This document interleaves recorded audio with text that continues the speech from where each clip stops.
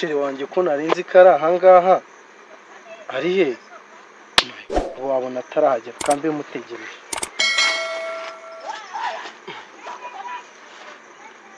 subaraza byari akona barambangana tuvuganye ko iminota 5 arabahagera nagaze ukuntu mukumbu ndi kumva cyako kumuhobera mutera ibintu by'ibikapu bunaragiza ngamukoramo nakazi ndamusomagura ubu bizo nk'igihumbi mana we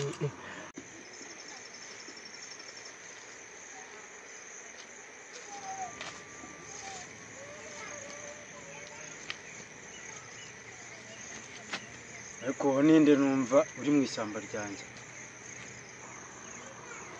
nta muntu numvisha uri mu ishyamba hanga kanze ndebo wariwe mutera ibintu by'ibikapu bunaragiza ngamukoramo nakazi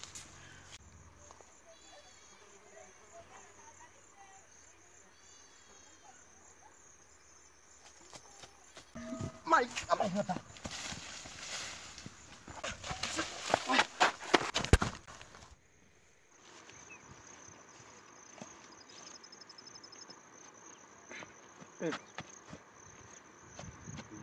ni muzima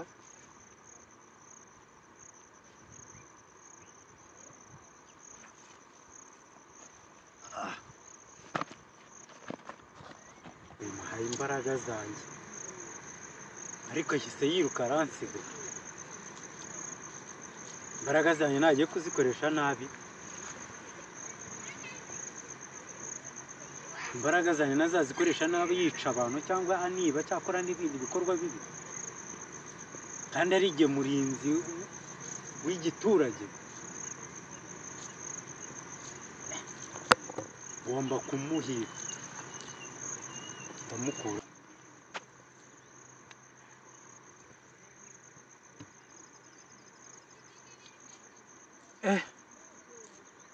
uriya muhungu uriya musore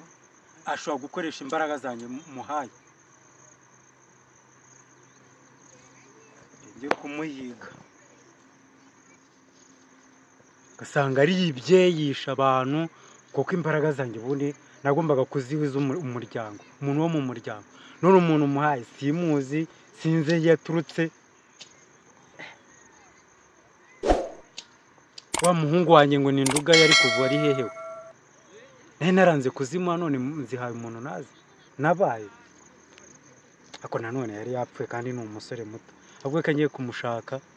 atazazikoresha nabi